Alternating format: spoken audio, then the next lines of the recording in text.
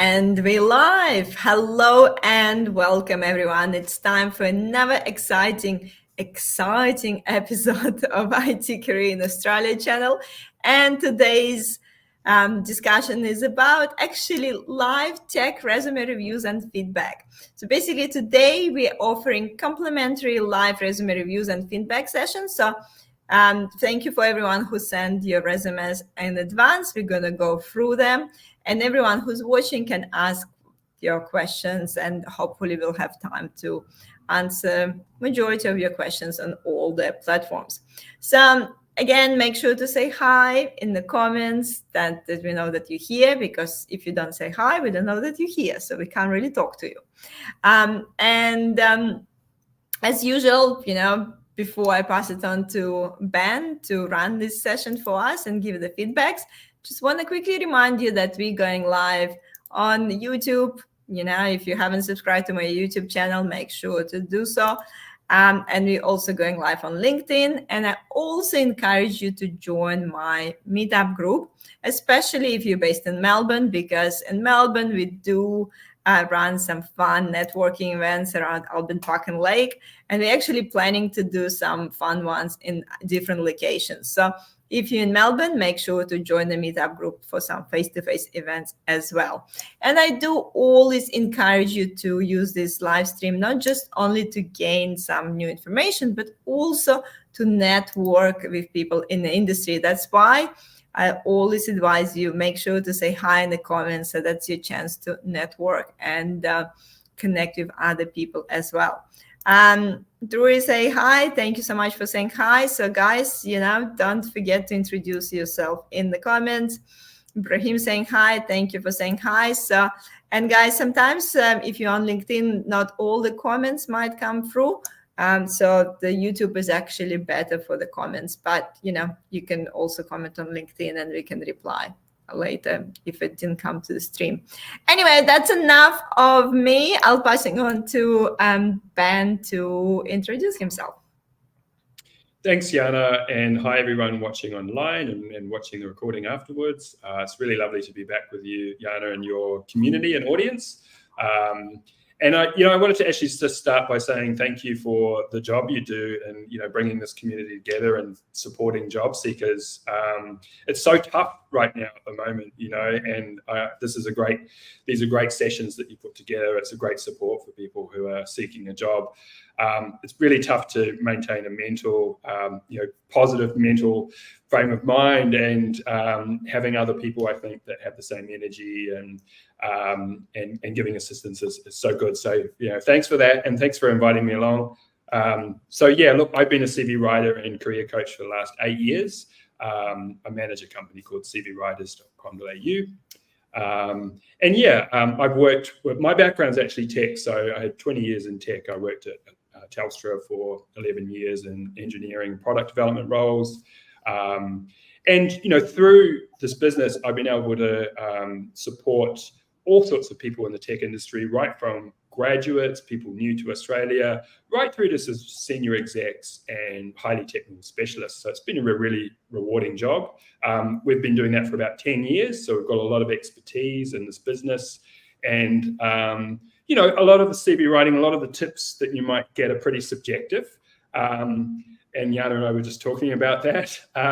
But look, I know we've got a winning formula. We've placed clients in some of the top companies in Australia. And I'm pretty confident in our ability to work with technical people. So anyway, enough from me. Let's get into it.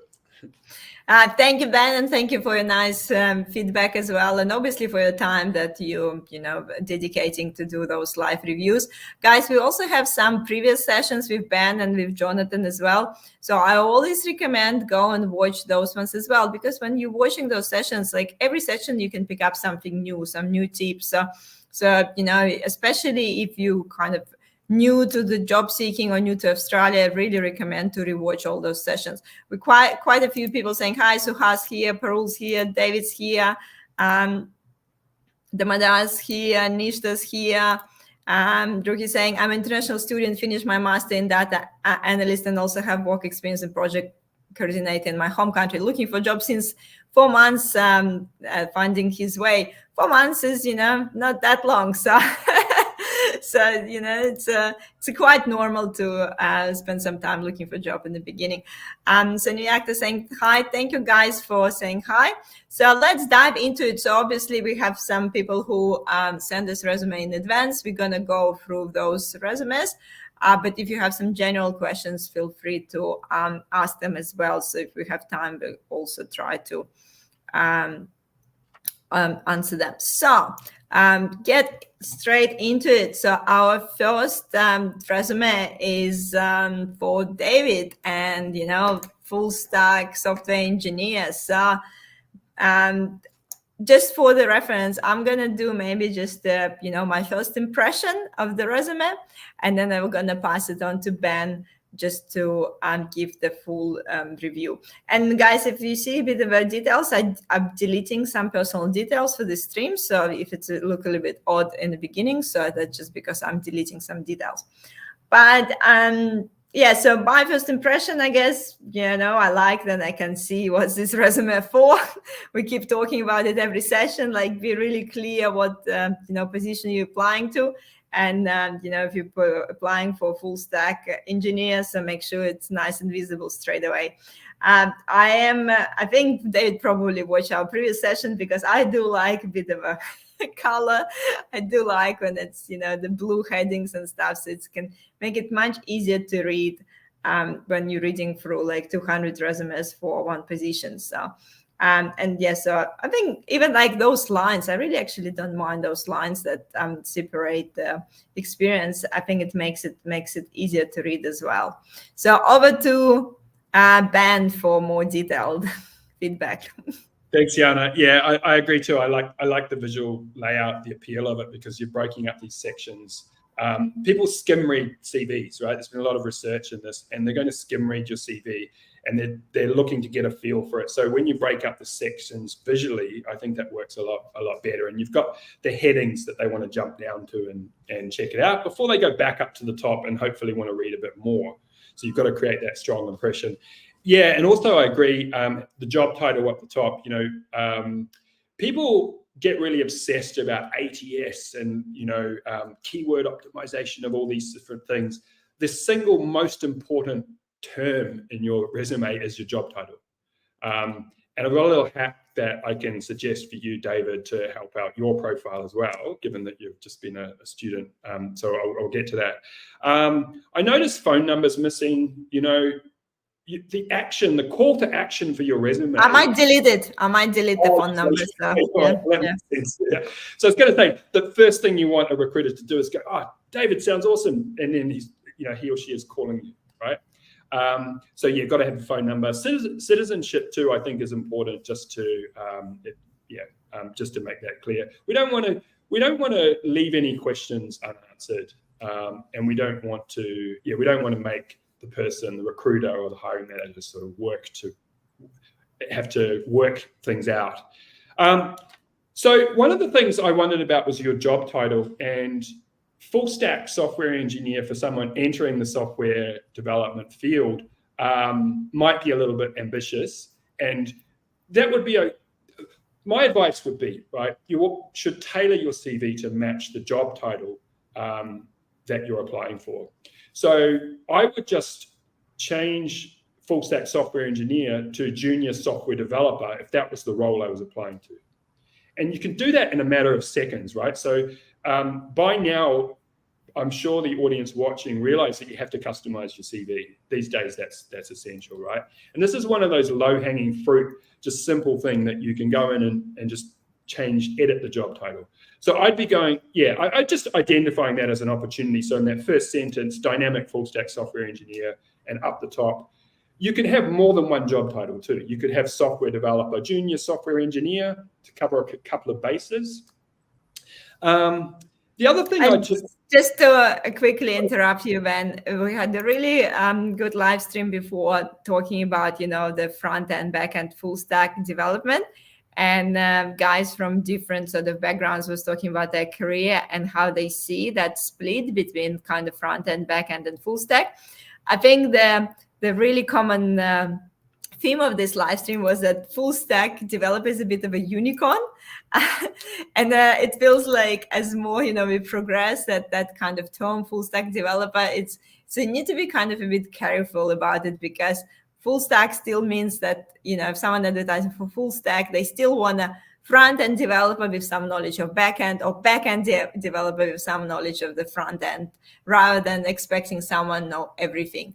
But yeah, so if you're more on the software development side, definitely rewatch this live stream, especially if you're starting your career. Yeah, I think that makes a lot of sense. Yeah, good feedback too. And when I read that, when I saw that job title and then I read the profile, the two didn't quite match up to me. So that's really good, Jana, to get that feedback. And we have an example of the job that David is applying to. Yes, yeah. And it's junior software engineer, right? So absolutely, just quickly go in. If you're applying for this role, go into your CV and use the term junior software engineer. And you could also have two here, right? So you could have junior software engineer, graduate software engineer. There's no harm in having a couple of job titles up the top.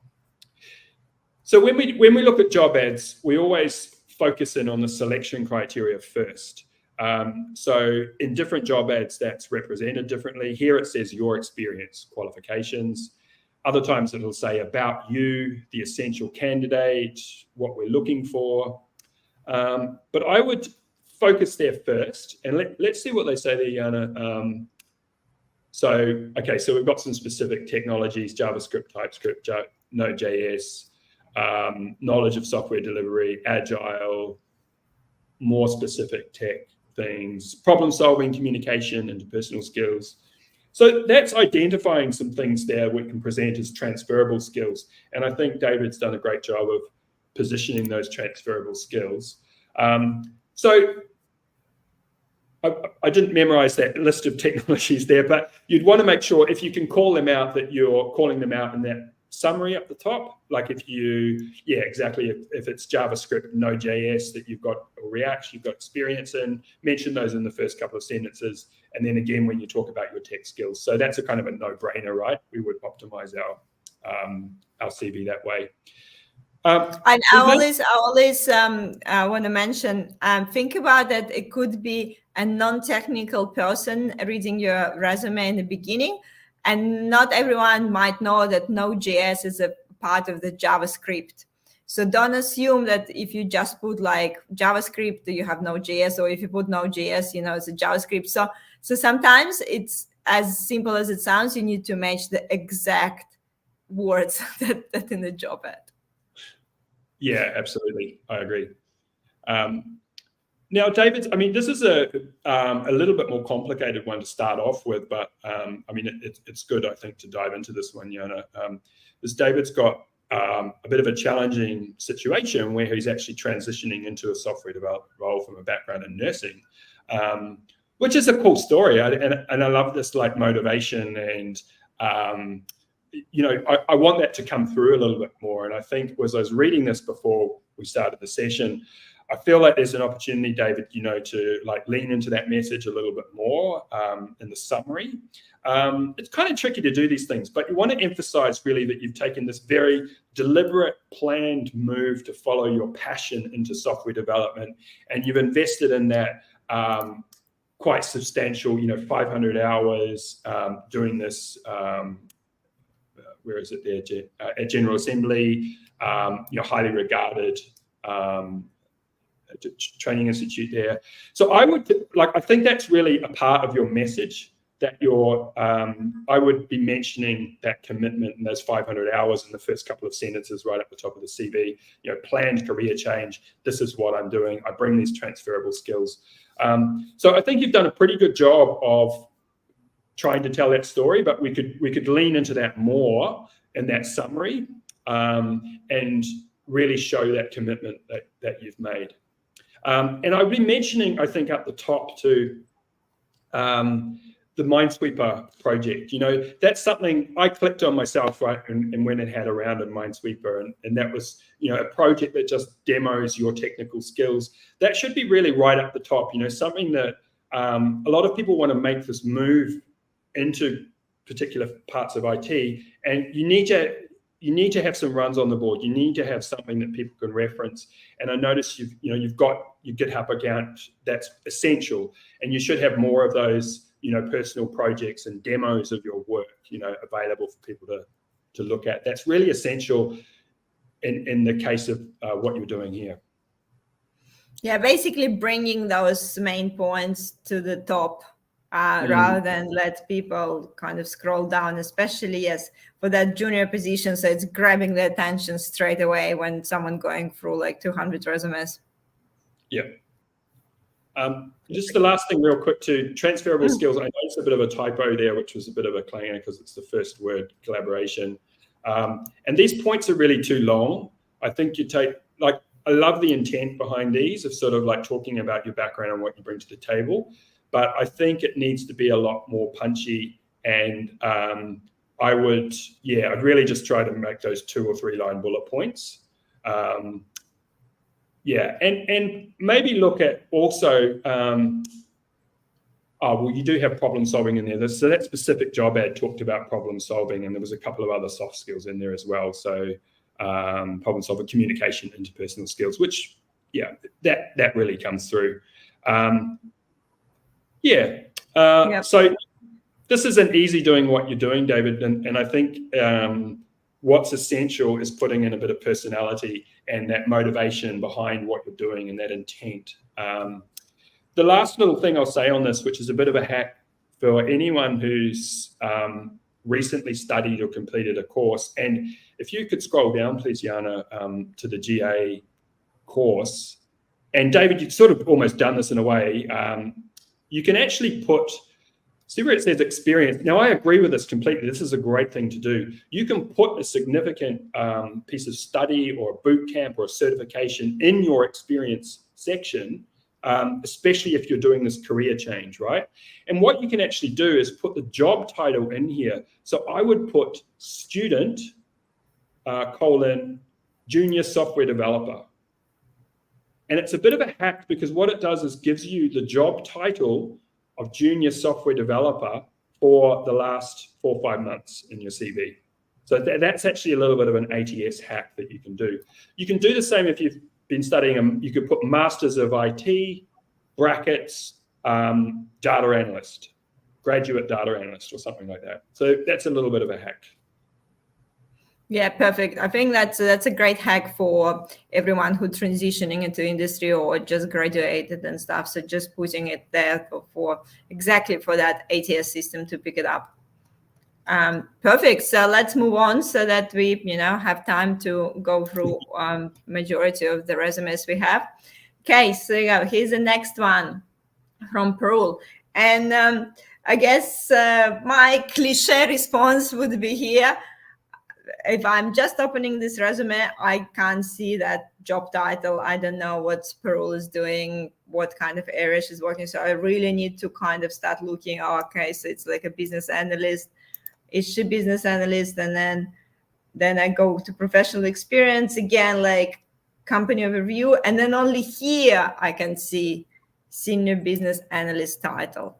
So, again, we're talking about those titles. We want it to be like right there. So guys, everyone there, like, just make sure title is there. You're applying for a job and make it clear.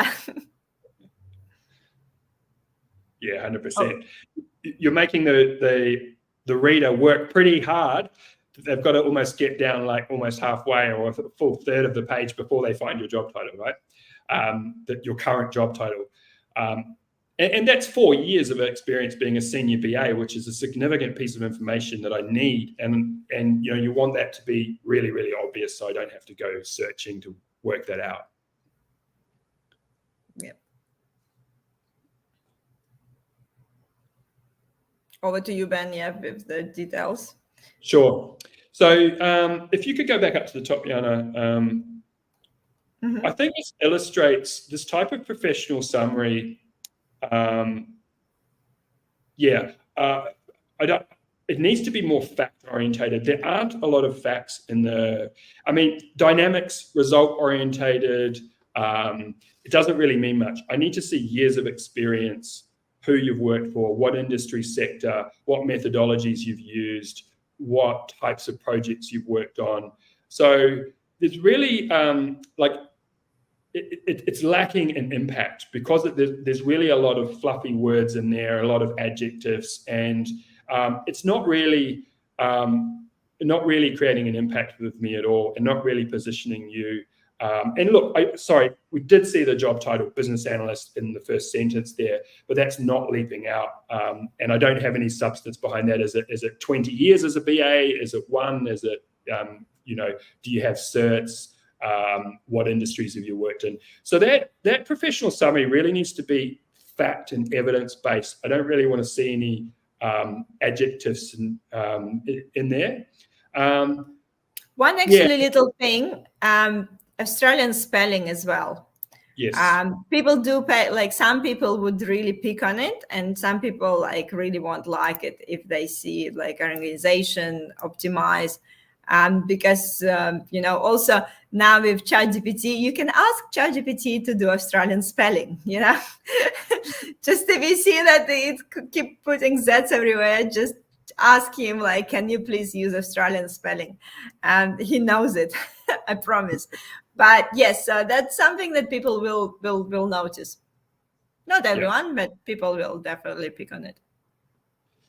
The last sentence there too, I think there's a missed opportunity here to really connect with the purpose. And I like this type of approach, is to talk about what you want next, right? But I would tailor this, right? So if you're applying, let's say you're applying into a financial services company, you want that last sentence of your summary to say, seeking a role with a dynamic financial services company based in Melbourne that offers long-term career growth or something like that. So you can tailor that to send the message that, hey, I'm not just here firing my CV off to every job that comes up on Seek. I'm targeting my applications to top Australian-based financial services companies. And then you just change that message for the next kind of company you're applying for, right?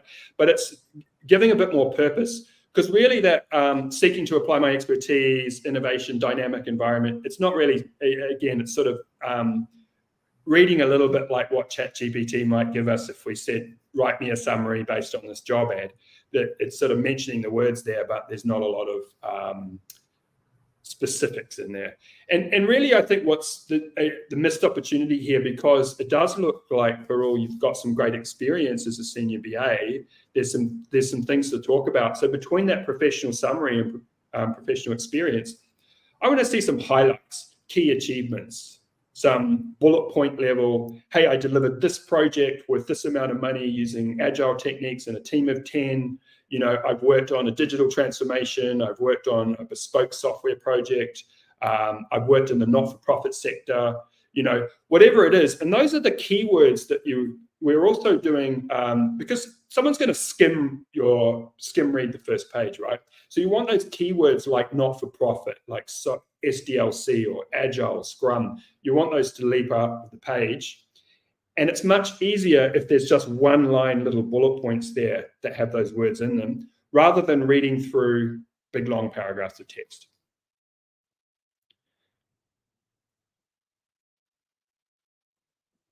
Oh, I think we've lost your audio now, Jana. Yeah, I muted myself. Any one more thing you want to mention before we move to the next one? So just make sure that we have time to for everyone. Job title up the top, and also areas of specialization up the top. So as big as your name is there, Parul, underneath that, senior BA, agile BA, and then again under that, some of the areas like not-for-profit, you mentioned like Confluence, Jira, like there's some keywords that you can put just as a little banner up the top. It works really well. And I've seen it coming up in some of the other sample CVs that we've got to look at, Jana, so we can point it out. Yeah, we can point it out. Perfect. Just also want to acknowledge there's a few comments coming through. James is here as well. Jawan is saying, could you consider making a video on how to grow your network to find the next job? We have this video. I'm happy to do now one, but you can go back and watch our video with Michael, we're talking about master effective networking to progress in your careers, and there's a few of those, so you can definitely scroll through some of my previous streams. And yeah, I'm always happy to talk about networking as well. They saying thank you, Jana. Thanks, Ben, for the feedback. Pearl saying got it. Thanks. Ibrahim is asking how many bullet points for each work experience.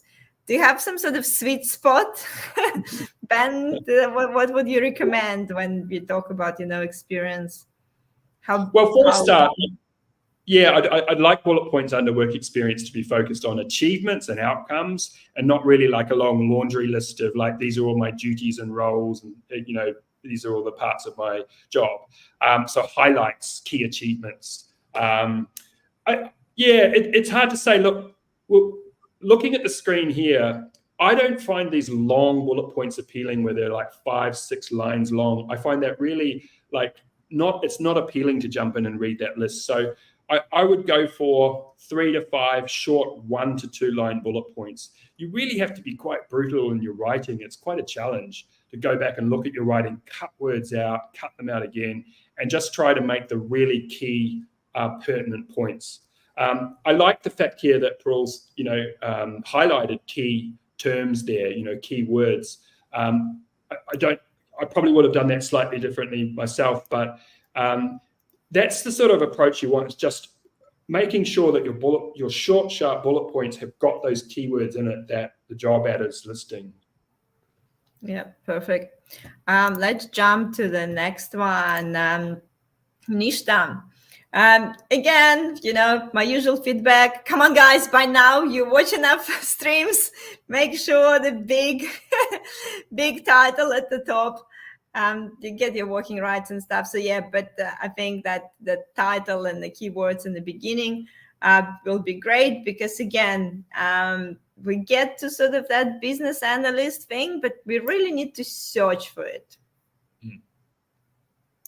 Yeah, I agree.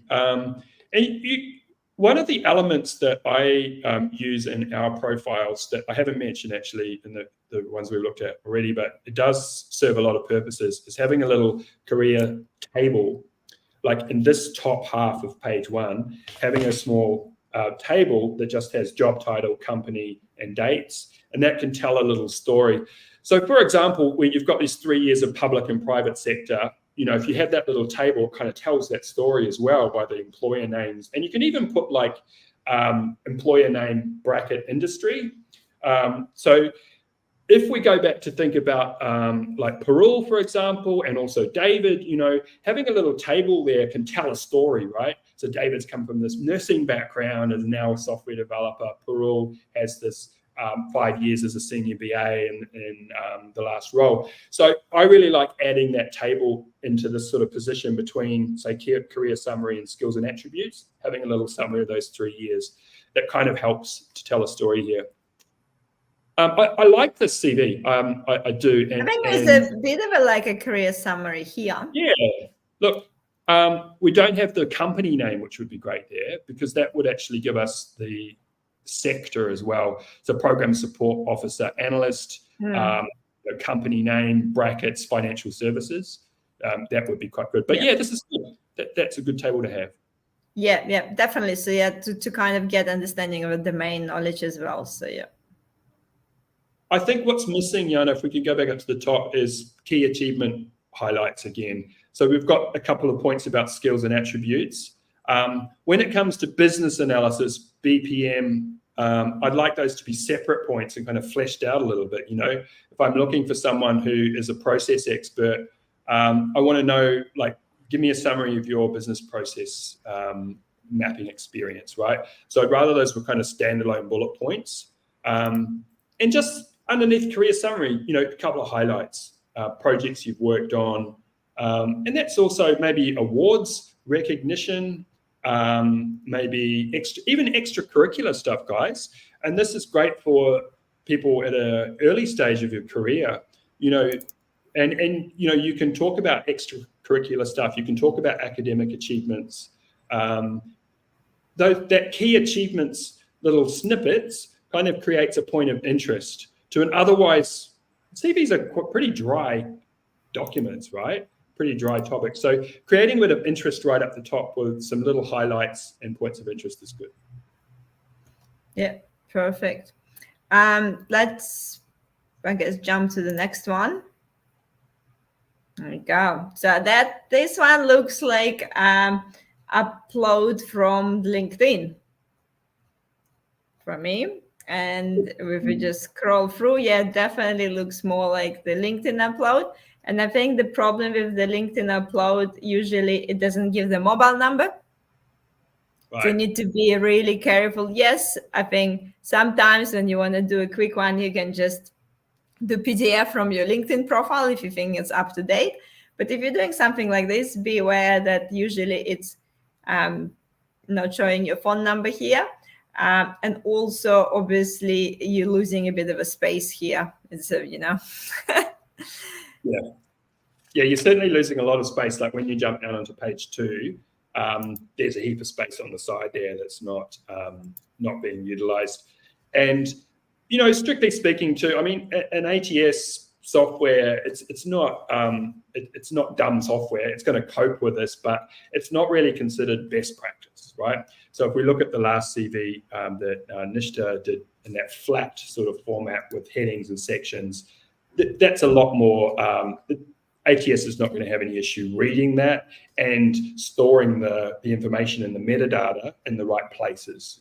When you have those tables and boxes and other sort of elements, it's not best practice. Yeah, but it's kind of good because it's pick up that LinkedIn headline, and that's kind of where all these keywords here. So that's sort of the style that we're talking about when we're talking about put all these keywords here on the resume. So sort of like LinkedIn does with the headline.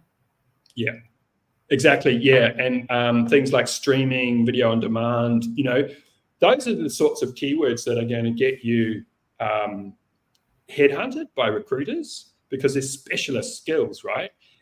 So if you put it might be not-for-profit, it might be education sector, putting those keywords in your headline tells somebody searching for you that you're a specialist in those areas, and positions you as well. As soon as we open this profile up, go, okay, this person's an expert in streaming, media, video on demand, so some interesting skill sets, right?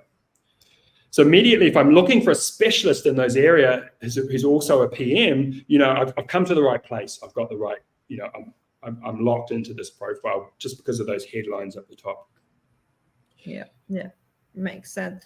So, so this one obviously harder to read because of that space.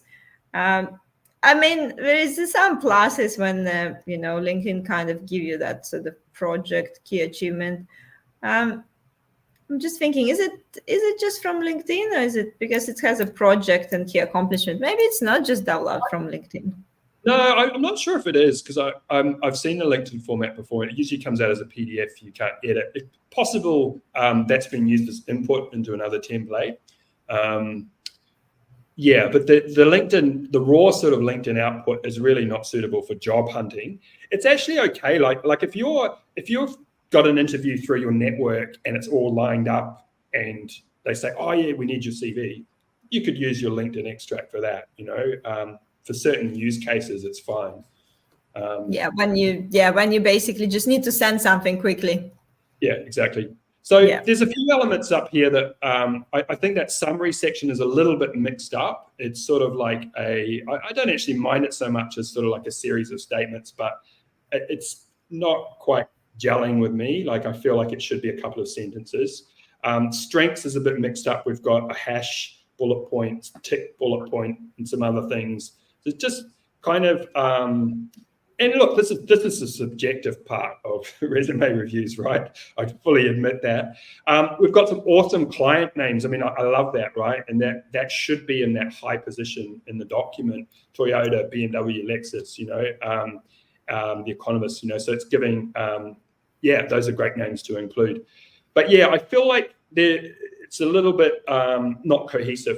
On the left-hand side too, under certs, I think you have to be quite careful because it just shows perhaps reflects on your judgment. You know, there's certification and there's training, right? You need to be pretty careful if you're calling out, I've got a certification in something. You know, there's some weight to that. It's significant. You've probably passed a test or an examination or something like that. And I just find a lot of people try to position training courses as certs. And look, it's not a big deal, guys, but it just kind of can reflect on like what else are you sort of trying to over-represent in your document. And the other thing I'd say too, and this is I think valid for many people in your audience, Jana, you know, with English as a second language, one of the things you have to be mindful of is you're being evaluated for your English skills through the CV document. So I think you always have to be a little bit careful. It's fantastic to present multilingual skills, but what caught my eye was, if you scroll back down a little bit, there's a certificate in English, in advanced English. And I just, you know, I don't really know what that is. It seems unnecessary to me. And if you have a full professional competence in English, you don't really need to call out more than that, especially if you're well established in your career. Yeah, I probably would avoid, unless you're speaking 5 languages fluently. I probably just would avoid, you know, mentioning it. Again, depends on the role. But yes, you already mentioned languages. That probably don't need anything extra here. Okay, so we're moving. Let's keep moving so that we have, you know, time. Okay, so back to full stack developer. We already mentioned, you know, that need to be careful with this one. Actually, guys, I know there's a few questions coming through. We'll try to answer those. But also we have a short video with Ben on the channel as well, where he go through template for software engineering jobs. So really, really recommend anyone who's especially in software engineer, but not like, you know, any other positions as well, watch that short video, because Ben goes through like all the main key areas that you need to consider. But back to the SNAME resume. SNAME. So we've got US spelling, I noticed. So yeah, it's just avoid it. And in this profile, I think there's a little bit of like extra wording here. So I think you have to be really brutal, guys, in like reviewing your own work and maybe getting a peer review too. Just you know, cutting out any words, any word you can remove it. You know, less is definitely more. There's a very generic kind of sentence at the end, seeking opportunities to learn and grow while doing challenging projects. I mean, who's not going to say that, right? You know, so I'd rather, again, see that positioned as, you know, seeking an opportunity with a leading, you know, Sydney-based software development innovator in education technology, or, you know, something really specific to the opportunity. I think in that summary there too, like this experience of banking, hotels, casino is really interesting, right?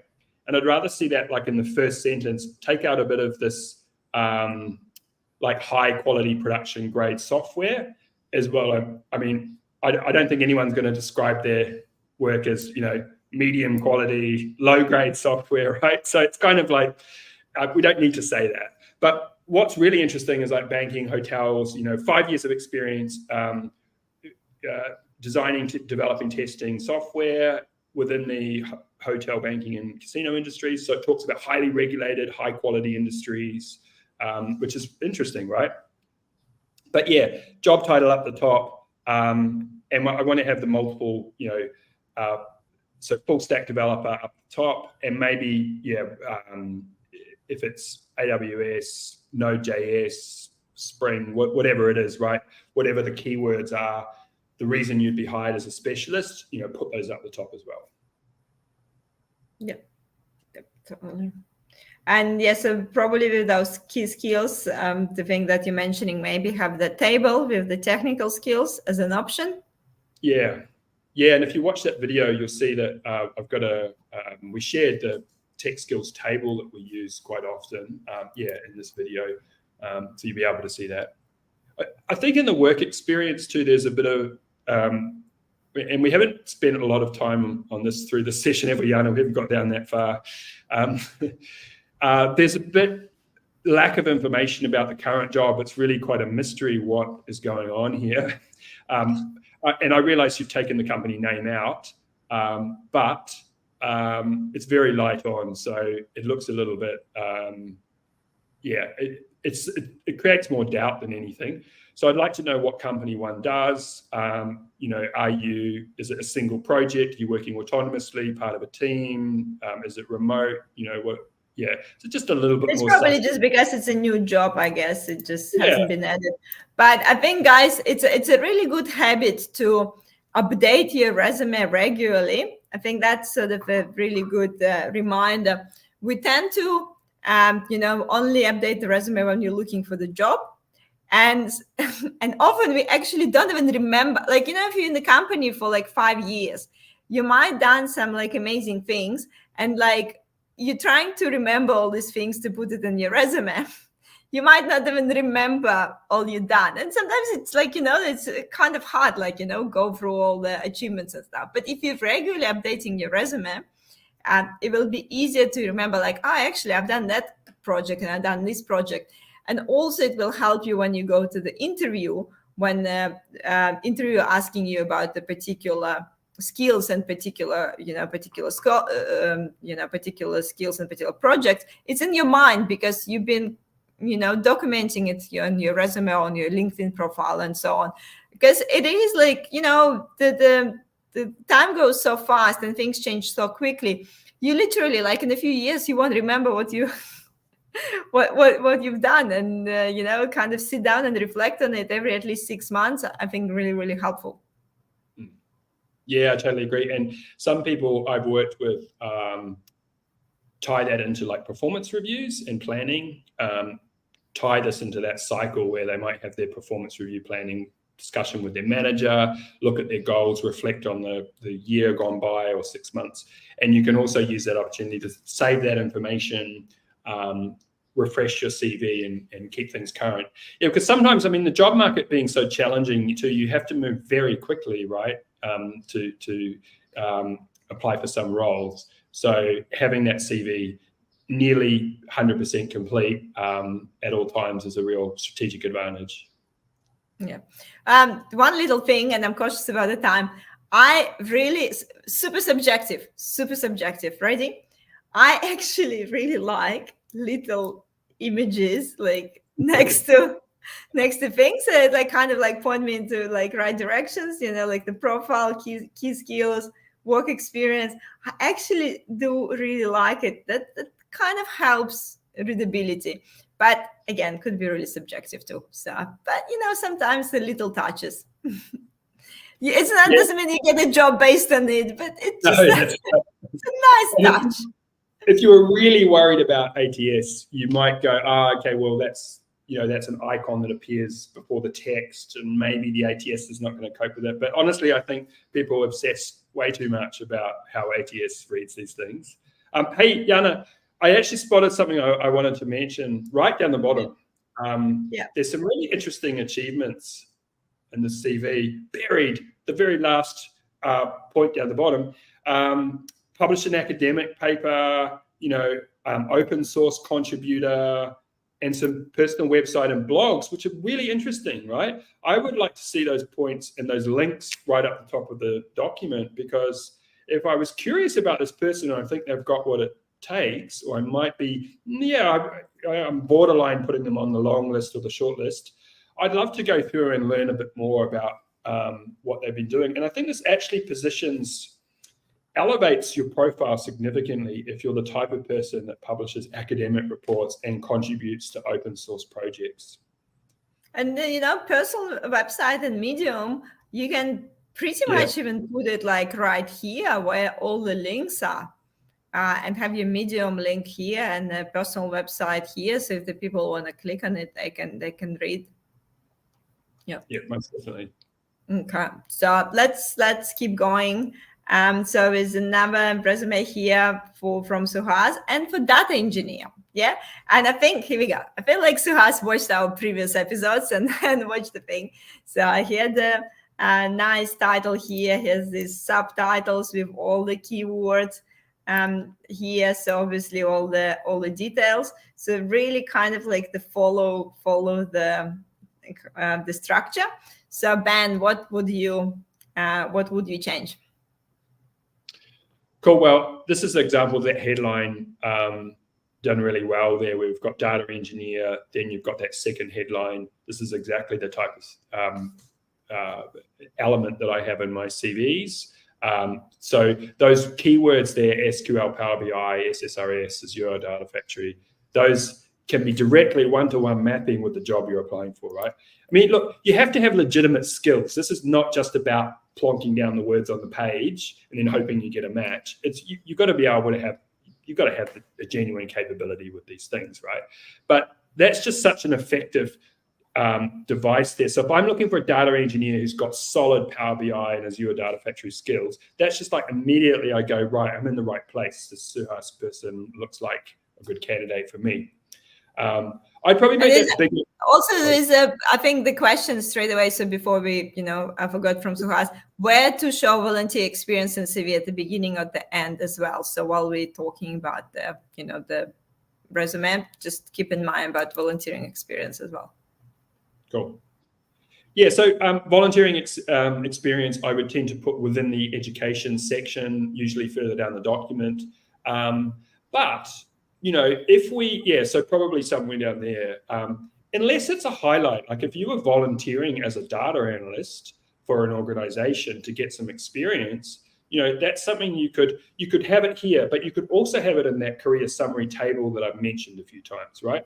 So if you've got this, if you've got 4 years of experience, plus you also volunteered for 9 months doing some really cool data visualization dashboards for a charity or something like that, that could be included in that experience section, right? As long as it's sort of clearly volunteering, it's not misleading, but you could add that in, and you could even put that in as a key achievement bullet point as well. And these are the sorts of things, guys, for you, for your audience members out there who are at the beginning of their career, or you're doing a career transition, or you're struggling to get your first job after uni or something like that. These are the things that help you stand out. Showing these little extracurricular things, personal projects, things like that. Sorry, that was a super long answer to a basic question, as usual. Anything else about this resume? That summary is too long for me. It's like 7 lines long or something. I like it. Like I'm reading it, I like it because it's fact-based. I think it's quite well written, but I feel like some of those points, like stored procedures and functions, right? I think that sentence there could be pulled out and put in the database's skills point. So I'd like to see those technical skills listed there. There's 6 of them. I'd like to see them broken out as bullet points with substance behind it, not just listing the databases I've worked with, but 4 years of experience working with databases such as SQL Server, MySQL, and PostgreSQL, including stored procedures, function optimization, blah, blah, blah. So here's what I've worked with. This is how long I've worked with, and these are a couple of examples of things I've done. That's got a lot more weight to it than just listing the things out. And that would make the summary a lot more enticing, a lot shorter and kind of hard hitting, because we can just have 3 or 4 lines there that talk about your data engineer credentials. Then you can break it down into the individual skill areas. But overall, I think we have some example here for the job, actually. Yes, for the job that Suhas will be applying to. So let's just maybe do the quick scroll. His key responsibilities, some things in your roles, so SQL, Power BI, ETL tools. Brilliant. And what you're doing, Jana, is exactly what I do. Grab your target role, save it in Word. You should always save your target jobs, by the way. You'd be surprised at how many people go to an interview and the job ad is gone and they forget, they don't know what job they're interviewing for. So save it in a Word document and do exactly what you just did, Jana. We're going to go through the selection criteria and go, okay, we've got data warehousing, Power BI, ETL, retail lending reporting, financial services products, data visualization, data modeling. So we've got about 10 terms we could optimize our CV for. And sometimes it's just a matter of taking a bullet point you've already got on your CV and just changing the words that are there to include data warehouse, or data visualization instead of dashboard, So it's just matching the language that the employer is using. But this is the reverse engineering the job ad. This is the recipe for a successful CV. Take the job ad, get the selection criteria, identify the key terms, and then one by one, address those key terms within your CV. Yeah, definitely. Let's just really quickly review last resume. So we're running out of time. Really quick for feedback for Nitin, and there's a few questions in the comments would be good to answer, to give people some answers. But just really quickly, so I deleted some personal information here, so ignore the blank. Again, so we have the business analyst here, so we kind of see the title. This feels a little empty. That sort of the skills, so it's kind of give a bit of a feeling of non-completed, non-completion, and certification again, really brief without any details, the dates, and what actually going on there. And then we go to obviously to the job thing, and the color changes. I don't mind, I guess. Yeah, right. It's gone green and then blue, I'm just talking about visual things, guys. So it doesn't mean that it will, did any changes, but yeah, okay. So the bullet point changing, so you kind of break up the experience by color. Okay. So yeah. Ben, over to you. Yeah, cool. So yeah, it does. There's something missing here from the first page. All of those skills there really need to be fleshed out. So vendor management, what does that mean? Do you have 1 year of experience or 20 years of experience? So you've got a 15-year career. Who are the vendors you've worked with? What are the types of vendor management activities that you've done? Is it managing resources, writing statement of works, managing performance, setting service agreements? So these things need to all be fleshed out and quantified, right? It's no good just sort of listing these things down. And I feel like there's duplication that's basically that sentence at the top has really just been put into bullet point format. So there's a lot of good things too. I flicked through this profile before, and this is a great example. So Nitin's worked with Coles, Jetstar. There's great things to mention in that first sentence. 15 years of experience as a senior BA and release manager, working for clients such as Latitude Financial, Jetstar, and Coles. Led teams of up to X amount of people through Dell, another great name. So there's not much to go from on the first part on page one, and there's actually a lot of information further down, but people may not get there. They just look at page one. They're not going to get excited about that profile because they've got nothing really to go on. This is a great example of where having that career summary table on the first page would actually give you a chance. And this is actually quite a good point, I think, if I do say so myself. This is a point that applies to many people. So the client in this case have been Coles, Jetstar, and Latitude. So you can actually list them out as individual jobs. So Nitin has worked for HCL Technologies the whole time, but you can actually list them out one by one as long as you're not misrepresenting it. But it's a really good thing to do because you're basically saying, I had the role of service desk manager for Coles. It was through HCL. So we'll be clear about that. We're not going to be misleading. But it actually gives you a cool opportunity to drop these big name client accounts. And that applies to anyone working at these, consulting companies, Infosys, Wipro, anywhere. You can reposition your work assignments to mention the client name, which is often quite good. Yeah, that's a really good point because so again, if someone's like quickly looking through resume, wouldn't even notice those names. You know what I mean? Like it's not that the Jetstar and calls and things like really Latitude Finance really clear. So yeah, so bringing them up somewhere that it's really noticeable. But yeah, and in general, so yeah, again, coming back to that, grabbing the attention on the first half of the page so that people wanna read through and continue reading rather than have like a bit of a like kind of blank space in general words. So bringing those highlights on the top as usual. Ben, I know like we crazily running out of the time because there's so many things to mention, but just really quickly, I think we can really quickly answer Sabarish question. I'm based in Melbourne, but happy to relocate across Australia. Is it okay not to mention my location, or how should I handle it in my resume? I think always mention location and say that you're happy to relocate, because if you don't mention location, it could be assumption that you're not in Australia. Yep, just put Melbourne Vic 3000 brackets open to relocation.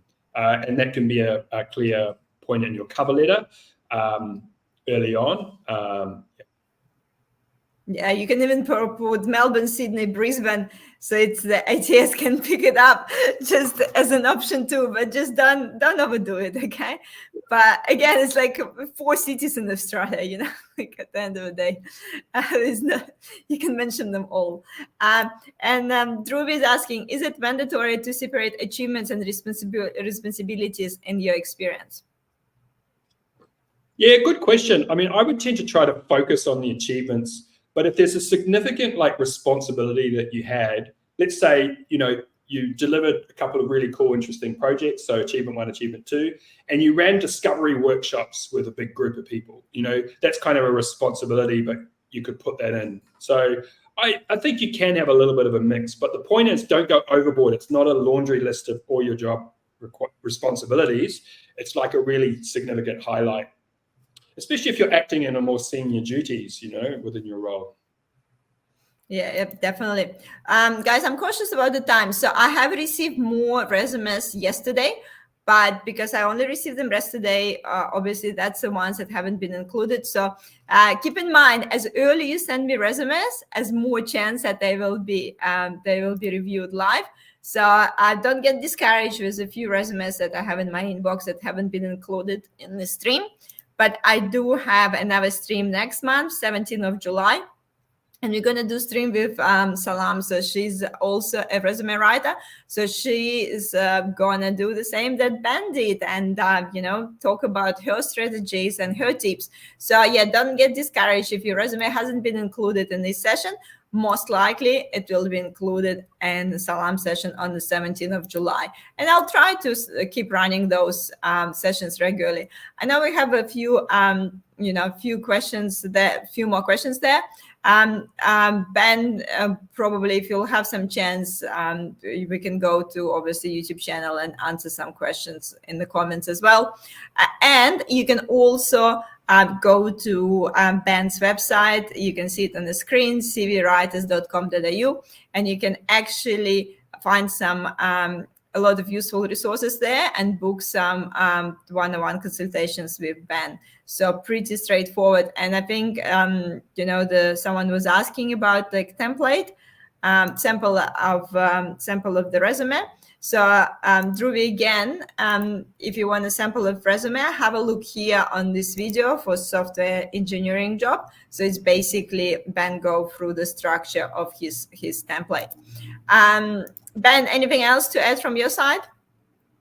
No, that's it. Thanks. It's been an action-packed session. Sorry for getting carried away with the feedback in certain parts. I think we spent 20 minutes on number 1, didn't we? But thanks. It's been fun. But I think everyone can draw a lot of experience from each other's resumes as well. So yes, guys, yes, so there's a few more, I think there's the questions there. There's a few more spaces for the live reviews on the 17th of July. Just don't be late. Make sure to send them in advance. If you're sending it to me in the morning on the 17th, that probably you won't get included in the session. And as usual, obviously, make sure to join me and actually we have another quick video with Ben for the project manager resume tips as well. So if you're more on the project manager side, you can check that one as well. And the next week, actually, I forgot to mention what's happening next week. It's been so much happening. What's the date next week? Help me. Just looking through all the list of the things.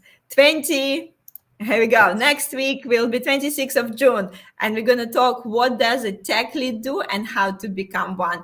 So yes, especially if you've been, in software engineering world and you wondering who's those tech lead people and what they're doing and how to become one, definitely join our discussion next Wednesday, 26th of June, usual time, 5:30 p.m.